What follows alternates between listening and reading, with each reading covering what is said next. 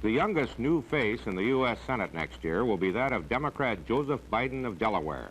So young, in fact, that at the time of his election on November 7th, Biden was not yet old enough to serve. The nation's youngest senators became its oldest president after 5 decades in public service. But let's talk a bit about Joe Biden. If he'll be the oldest president ever elected.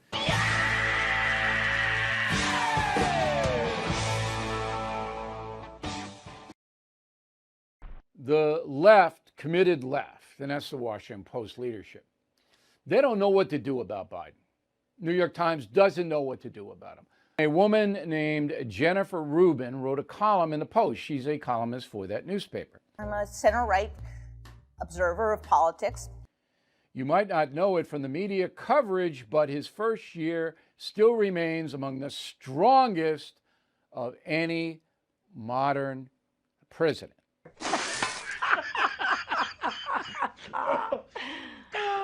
That's not true.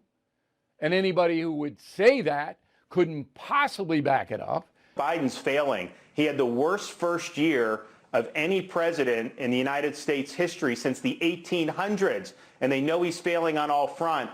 Joe Biden is the worst president in all of history, and there's several reasons why. We did it, Joe.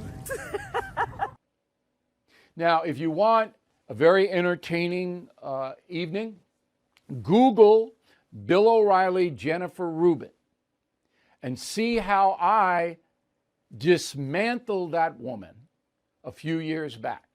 Oh, you hurt my feelings. My criticism is really that you actually are in the spin zone. It's presented as a news program or a pseudo-news program, and instead it's a lot of parroting what Trump is saying to you. Give me one example of how I've parroted Donald Trump.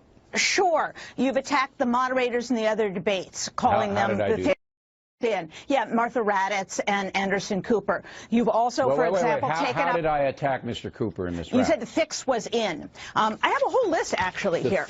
Perhaps I can go through them all. The fix was in how? The fix was in that they were going to be hostile to Mr. Trump. I said they were. I said they were Democrats. All right. Yes, which also isn't true. Actually, the only Democrat was Chris Wallace. No, Ms. Raddatz and Mr. Cooper are Democrats. You did not know that? All right. Sorry.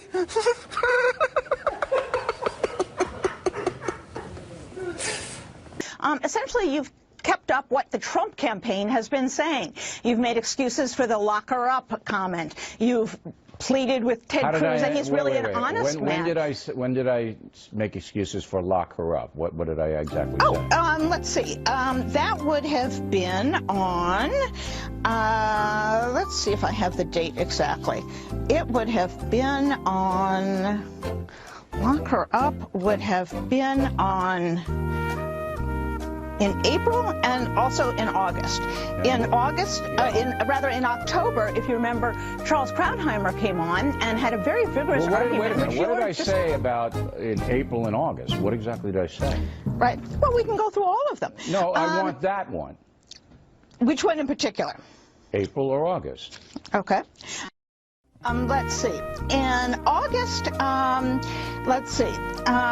We had comments that you were going to, if somebody is being really dishonest, referring to the press corps, you would strip them of their credentials as well.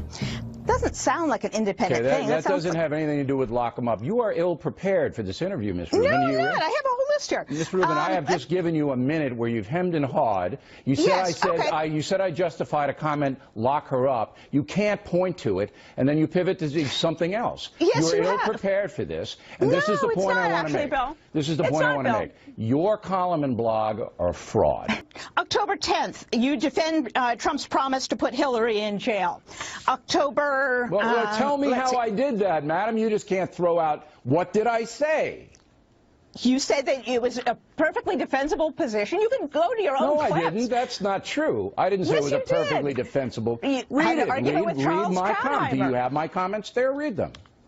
I don't have them word for word, but I have the date. And you know what I'll do, Bill? I'll put them up at my website, and people can judge for themselves. You know how many people are going to come to your website? 0, because you're not an honest...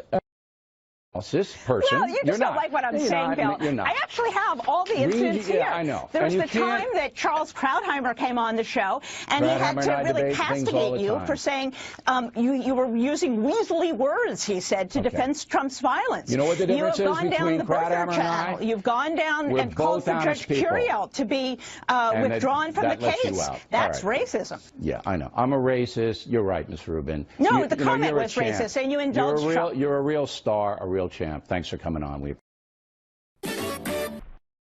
Sound like the average Republican, but then I think the average Republican has changed a lot over the years. So that sent to me a message that the left is going to circle, the cliche is circle the wagons. I don't think they have any wagons anymore, but they're going to try to protect Biden by absolutely saying, oh no, he's great. He's great. You just don't understand.